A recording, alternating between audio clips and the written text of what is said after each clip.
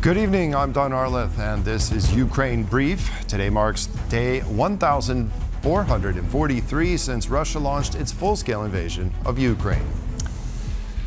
Ukrainian, U.S. and Russian delegations have concluded a second day of negotiations in Abu Dhabi. Ukraine's National Security and Defense Council confirmed talks have concluded, although officials have added that the discussion's details remain highly sensitive. President Volodymyr Zelenskyy said the next trilateral meeting could happen sooner than later, and that Ukrainian negotiators will brief him after returning from Abu Dhabi. Ukraine's former top military intelligence chief and current chief of staff in the president's office, Kirill Budanov, described the talks as really constructive, thanking the United States and the United Arab Emirates for their role in organizing and mediating the negotiations. Separately, Washington and Moscow agreed to resume their high-level military-to-military dialogue. As a result of the peace talks, Ukraine and Russia carried out their first prisoner exchange in nearly 5 months on Thursday, with Ukraine bringing home a total of 157 soldiers and civilians from Russian captivity. Following negotiations, Ukraine returned 150 soldiers and 7 civilians, according to the coordination headquarters for the treatment of prisoners of war. The exchange took place at the border.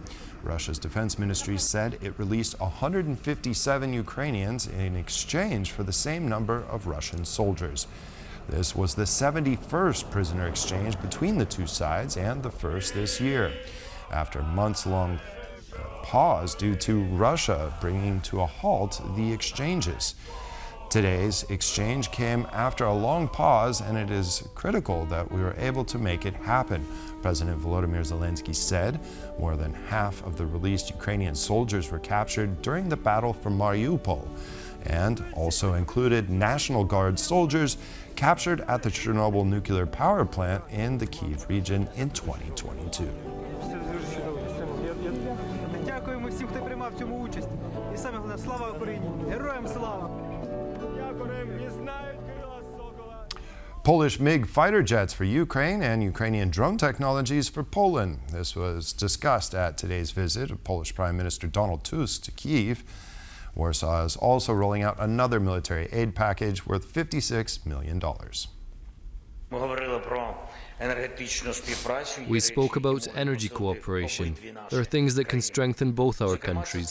Specifically, this concerns the development of our energy networks in Ukraine and Poland.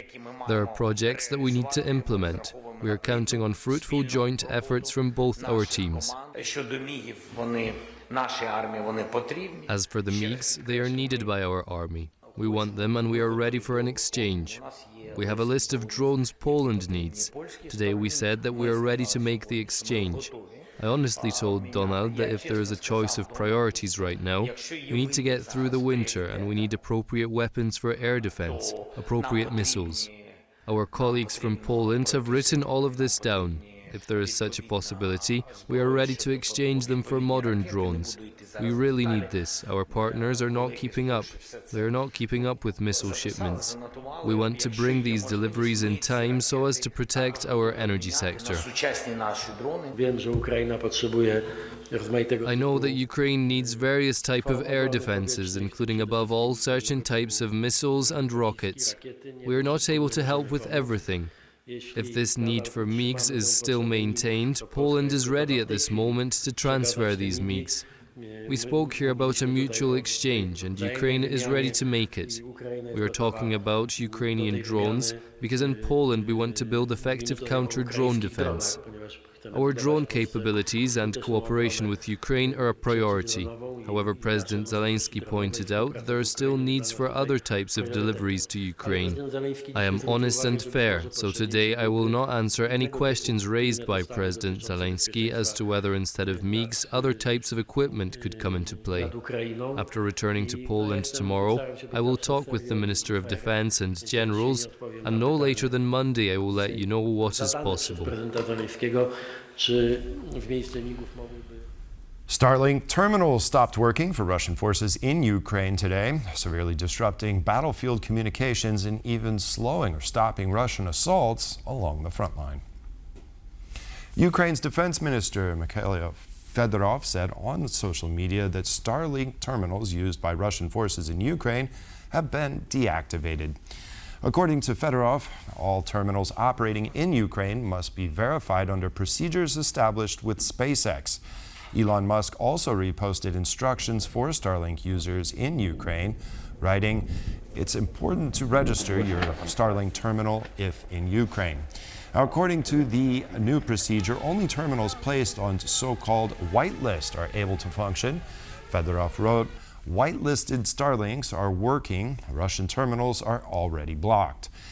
His advisor on technological issues, Sergei Bezkresnov, said that the outage had an immediate impact on Russian military operations, saying, quote, "The enemy is facing a catastrophe, with command and control effectively collapsing and assault operations halted in many areas along the front line." He also admitted that some Ukrainian units are also experiencing disruptions, primarily among those who had not submitted applications in time to continue using Starlink terminals.